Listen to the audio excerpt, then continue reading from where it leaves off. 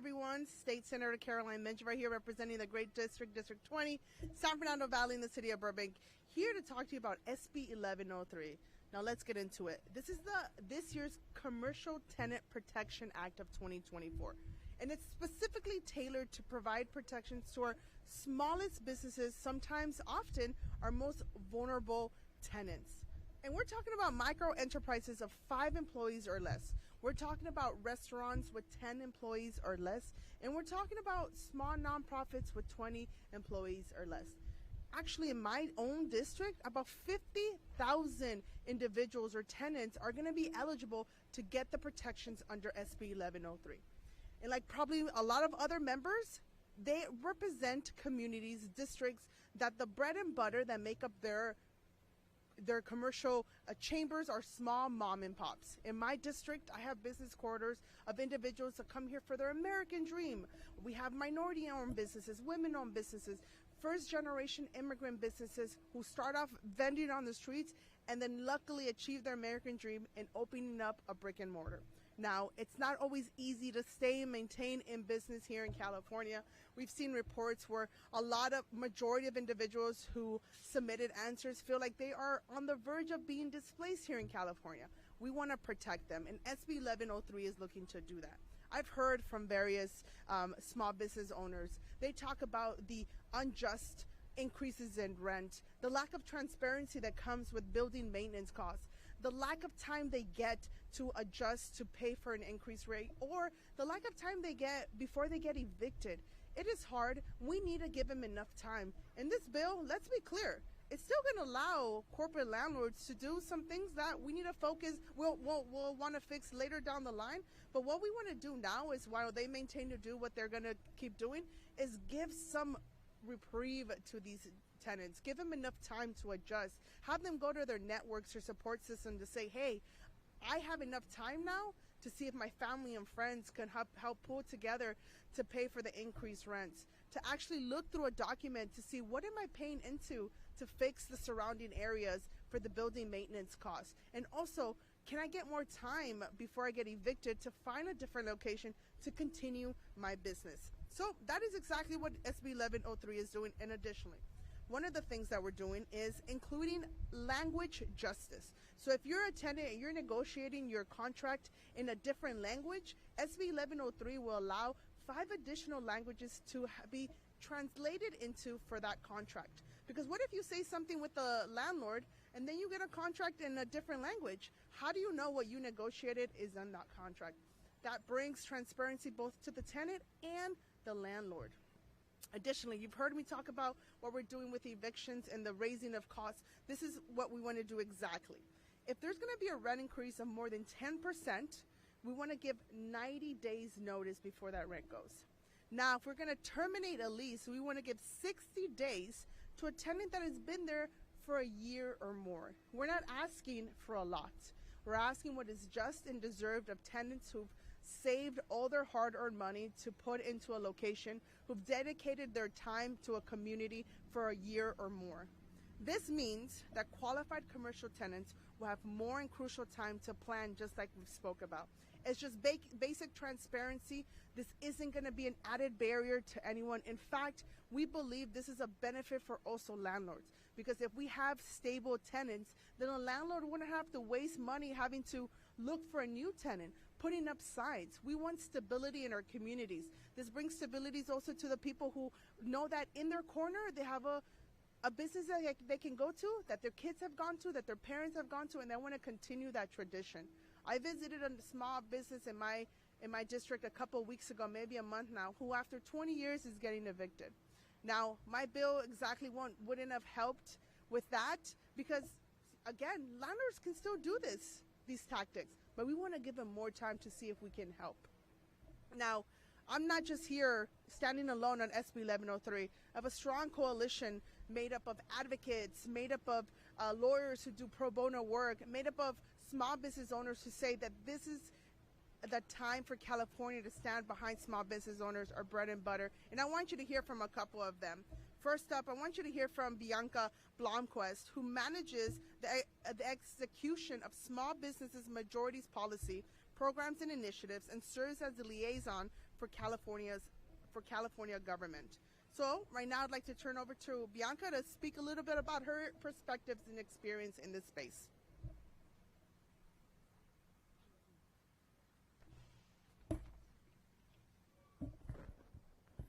Thank you, Senator Menjivar, for that warm introduction and for all that you do to support California's entrepreneurs. As an advocate for California's 4.1 million small businesses, I am alarmed at the rate which small business owners, especially diverse business owners, are being displaced. One of the primary drivers of this phenomenon is the fact that current commercial rental marketplaces lack transparency and fairness. The deck is stacked against very small businesses, often run by entrepreneurs of color or with immigrant backgrounds. These very small business owners lack access to dedicated departments to help them navigate the legal resources needed to secure a commercial lease and help them navigate the commercial leasing market.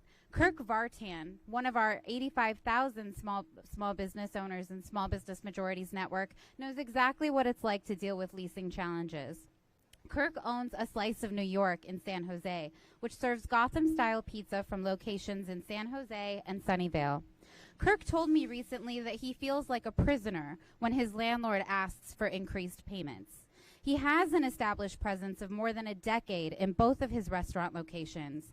Those locations are part of his brand, and if rent goes up or leasing terms change, the only recourse he has is to accept it or leave.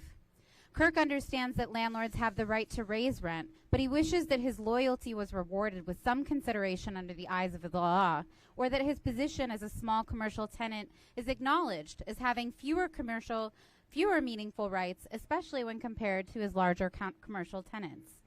Of course, high rents or unfavorable leasing terms aren't a new problem for small businesses, but their impacts have been more severe in the last 1 to 2 years, and that's partly because statewide and local commercial eviction moratoriums and federal grants offered during the height of the COVID-19 pandemic have expired, leaving small businesses vulnerable.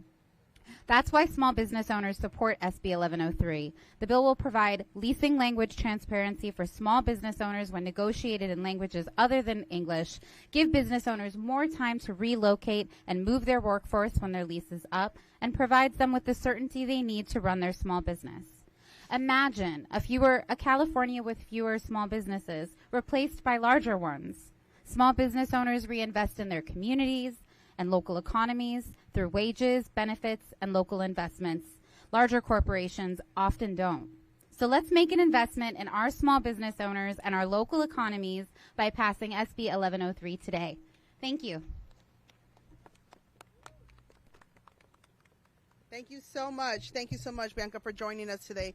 Our next speaker is Liana Austin. She is the owner of Discovery World Early Education Center in the greater South Bay area.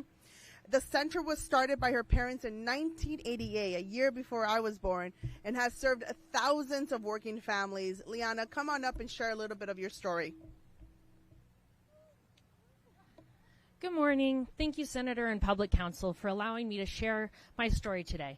My family's small business, Discovery World, provides exceptional early education and child care to infants and preschoolers, one of the most critical community-based services enabling families to work and children to thrive. Despite operating an early education center for decades, staying open to serve essential workers for the duration of the pandemic, and operating one of the few infant care options in the area, we are constantly battling displacement due to the lack of protections for community-serving small businesses like ours. The current lack of standards with respect to business operating costs, such as maintenance fees for common areas, is ripe for fraud. We and other tenants in the plaza where our business is located continue to receive demands from our landlord to pay for building operating costs, which are neither owed under our leases nor considered reasonable by any stretch of the imagination. The demands have included invoices for personal utility bills, expenses already recovered from individual tenants, and improvements to specific units. Meanwhile, the landlord ignores health and safety concerns like water leaks, excessive noise and vibration, and falling objects. After recently taking ownership, the new landlord suddenly added over $100,000 to our April 2024 invoice, stating that we owed them additional reimbursement for water utilities going back to 2006. in addition to demanding reimbursement for up to 18 years in the past, and from a time when they did not even own the property. They provided water invoices that did not add up to the amount demanded and included invoices for unrelated water meters. When asked to cite the lease provision requiring us to pay these charges, they simply continued to demand payment under threat of taking legal action against us without offering a response to our questions. For many tenants in our plaza, the surprise maintenance fees have come in the amount of tens of thousands of dollars. And without the means and legal protections to fight these actions in court, many have been left trying to negotiate payment plans with the property owner under fear of retaliation and promise that the exorbitant amounts will only be this year. Our landlord continues these tactics boldly and uninhibitedly, diverting valuable resources away from our businesses as we spend time, money, and energy trying to rectify these injustices. As business owners, we understand the value of leaving things up to negotiation, but we are not in the realm of negotiation right now. We are being forced to pay for unlawful charges, and due to the power imbalance and lack of commercial tenant protections, there's little we can do about it. For our economy to function prosperously and productively, we need stronger protections for commercial tenants. Without clear consequences, unscrupulous landlords are crippling to small businesses, which have detrimental impact on our economy and the children and families that we serve. This is why I'm joining this coalition of small business owners and advocates today to call on our assembly leaders to pass Commercial Tenant Protection Act now. Thank you for having us here today to share our stories. Very powerful story, an unfortunate story, but a common story that we're here in California. What we want to make sure is that what happened to Liana and her family's store does not continue to happen. You heard about the lack of transparency when they requested the proof of the arrears that they owed. That's what we want to do. Tenants deserve transparency. If they're going to be asked to pay something, show us the receipts. The second small business owner to speak here today is Miguel Alfaro, who is the owner of Mi Lindo, Guanajuato, in East Los Angeles. In 2020, Miguel, along with his wife and 3 children, opened their small business, which employs members of their local community. His comments, since they're going to be spoken in Spanish, are going to be translated today by Nadia Segura of Betzedek.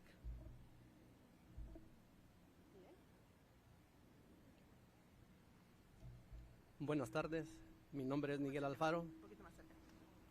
Buenas tardes, mi nombre es Miguel Alfaro, cliente de Acción Inclusiva. Vivo en el este de Los Ángeles y soy de Guanajuato, México. Llegué a este bendecido país hace más de 15 años con la ilusión de sacar a mi familia adelante. Yo siempre he trabajado en la música de mariachi, pero también me ha gustado mucho la cocina. Uno de mis sueños siempre fue tener un negocio propio. Pero cuando llegué aquí no contaba con los recursos necesarios para hacer ese sueño realidad.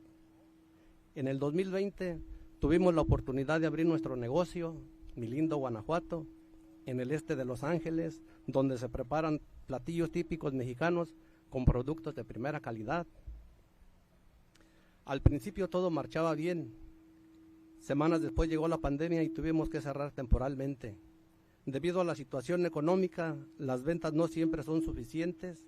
A veces tenemos la necesidad de conseguir dinero para mantener nuestro negocio y asegurar el trabajo de nuestros empleados, que son parte de la comunidad. Cuando hice el contrato del negocio fue en inglés y me hubiera gustado que también fuera en español para entender completamente su contenido. Mi contrato de renta se vence el próximo año y me gustaría que en lugar de 30 fuera 90 días de anticipación por si hay algún incremento en la renta. El proyecto de ley SB 1103 aumentaría la transparencia en los contratos. De esta manera evitaría abusos de parte de los propietarios y ayudaría a los pequeños negocios como el mío. Aquí estoy en Sacramento dejando el compromiso de trabajo porque quiero hacer crecer mi negocio y para contribuir a que todas aquellas personas, de cualquier nacionalidad, tengan protección para sus negocios. Esperamos que SB 1103 se convierta en ley este año. Además, sabemos que ustedes, los legisladores, tienen el poder de ayudarnos como siempre lo han hecho y tenemos la esperanza de que no nos fallarán. Gracias.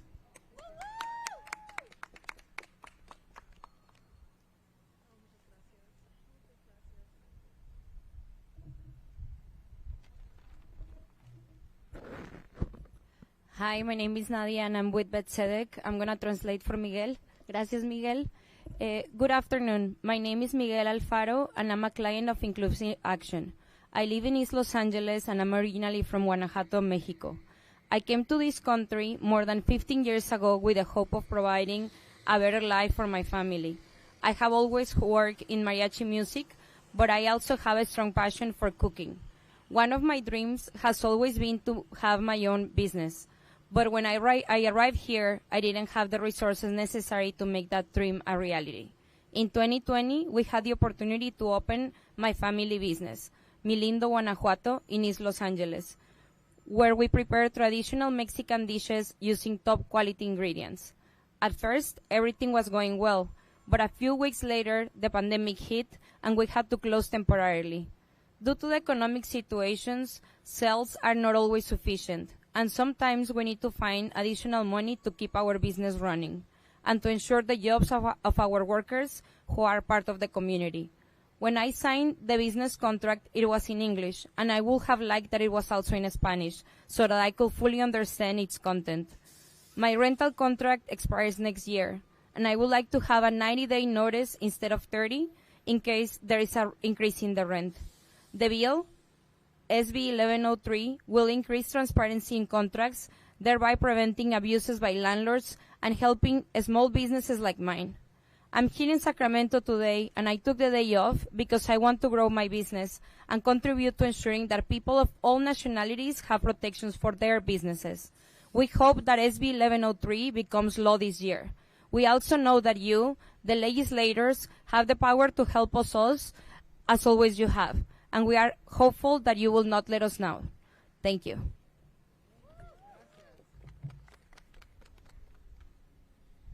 Miguel, muchas gracias por compartir tu historia con nosotros, and Nadia, thank you so much for translating.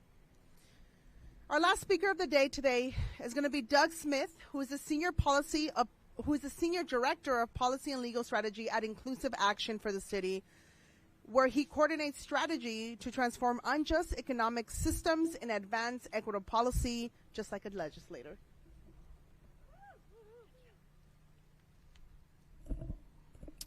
Thank you, Senator. Good morning. My name is Doug Smith. I'm the Senior Director of Policy and Legal Strategy at Inclusive Action for the City. We're proud to be a co-sponsor of SB 1103, the Commercial Tenant Protection Act. And I'm very proud to stand alongside this coalition of leaders and advocates fighting for an inclusive economy in California. My organization is a community development financial institution that provides low-interest loans and other financial resources and services to entrepreneurs and small business owners in Los Angeles. We also advance policies that bring economic justice to immigrants, people of color, women, and others who've been locked out of opportunity for far too long.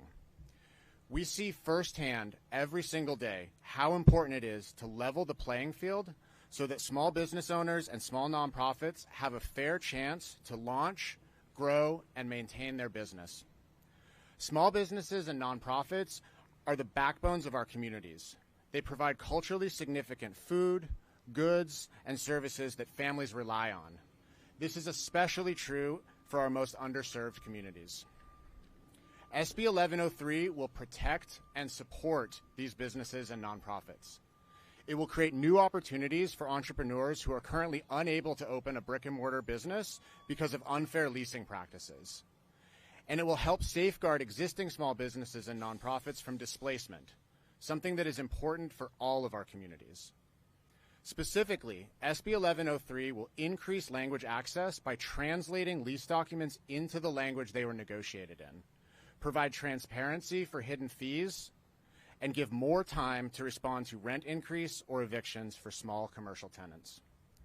These are common sense standards that are good for the smallest businesses and nonprofits across California and also benefit landlords who want stability and reliability from their tenants. Benefiting small commercial tenants and landlords alike, SB 1103 will usher in a stronger and more inclusive economy across California.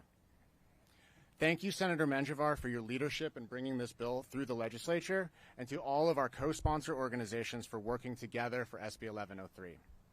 Now we're calling on Assembly leaders to vote yes for our economy. Vote yes for our communities. Vote yes for SB 1103. Thank you.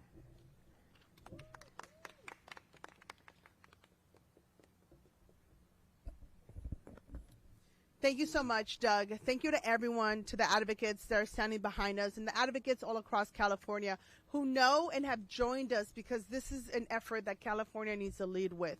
You've heard from different perspectives. We need to protect our small tenants here in California.